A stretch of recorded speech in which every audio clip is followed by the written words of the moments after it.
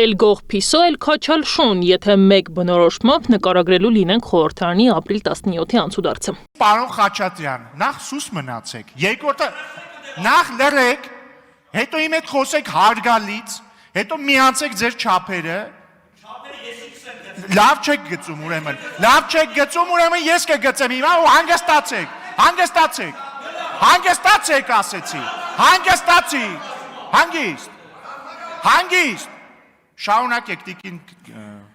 Վարդանյան։ Վարդանյանը խոսեց Տավուշում իր իսկ խոսքով միակողմանի զիջումներից եւ Փաշինյանի այն թեզից, թե 2024-ը ամենախաղաղ տարին էր։ Հետո հավելեց, եթե Սյունիքն էլ տան, 2025-ը ավելի խաղաղ կլինի։ Հակառակ դեպքում սահմանային գյուղերում վերջին մեկ ամսվա կրակոցները իշխանության վիճակագրությունը մի փոքր խառնում են։ Սա դուր չեկավ դահլիճում նստած իշխանականներին ու սկսվեց վեճի առաջին ռաունդը։ Հերթը երկրորդինն էր։ Ով ձեր դեմ բողոք է արել, կապ չունի ինչ հարցով, տրանսպորտ, խաղողագործներ, գինեգործներ, դուք հռչակել եք ռուսի շպիոններ։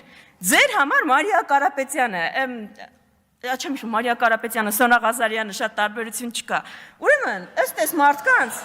ռուսի շպիոն են։ Տիկին Վարդանյան, հարգալից խոսեք, պատգանորեն։ Հարգալից խոսեք։ Դուք էլ տեղից մի արա, դուք էլ լռեք, պարոն Մինասյան, լռեք։